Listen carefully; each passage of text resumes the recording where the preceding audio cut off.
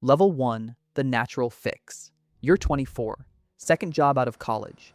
Something breaks in the shared system on a Friday afternoon, and before anyone has even finished explaining what's wrong, you already know what it is. You fix it in 20 minutes. Three other people stand around watching. Nobody assigned you this.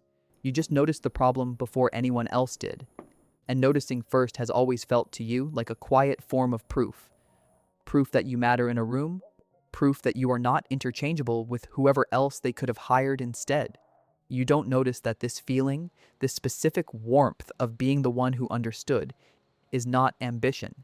It is something older than ambition, something that was already looking for a place to live long before this job ever existed. The praise afterward lasts about 4 minutes. The feeling it leaves behind lasts considerably longer than that. Level 2, the unofficial expert. You're 26. You've become the person colleagues quietly route around the system to ask directly. You answer faster than the actual process does. Faster has started to matter more to everyone than correct procedure. You don't mind. You tell yourself this is just being helpful. What you don't say out loud is that being asked directly, by name, feels like something closer to being chosen than being helpful ever did. You start answering messages outside of work hours, not because they're urgent, because the speed of your response has quietly become part of how you measure your own value.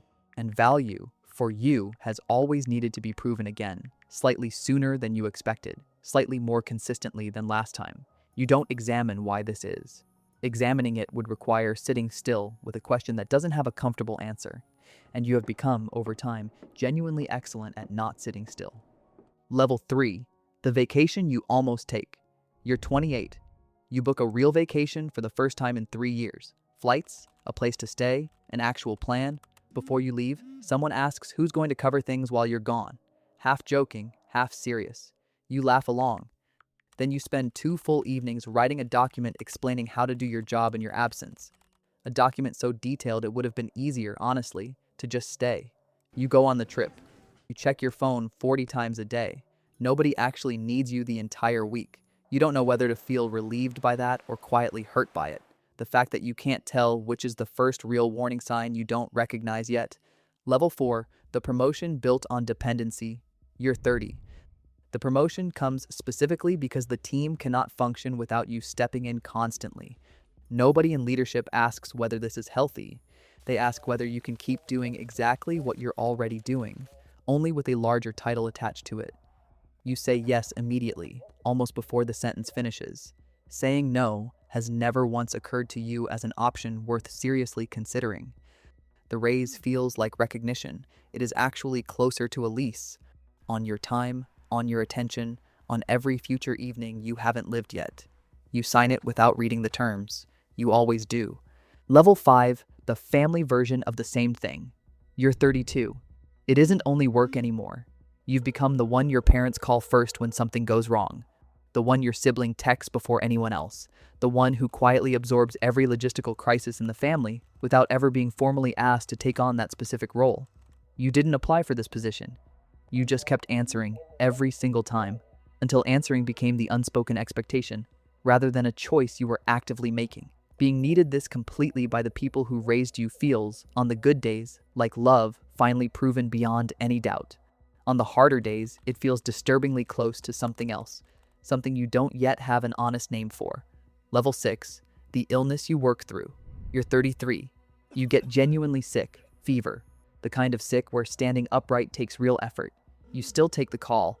The matter on the other end feels, in that exact moment, more urgent than your own body's clear and obvious signals. You tell yourself, this is dedication. A small, persistent voice underneath that explanation knows it's actually something closer to fear. Fear of what it might mean. Fear of what people might quietly discover if you were ever simply unavailable for 48 straight hours. You recover. You don't examine the moment afterward. Examining it would mean asking a question you have carefully arranged your entire life to avoid asking yourself directly. Level 7, the cost of saying no. You're 35.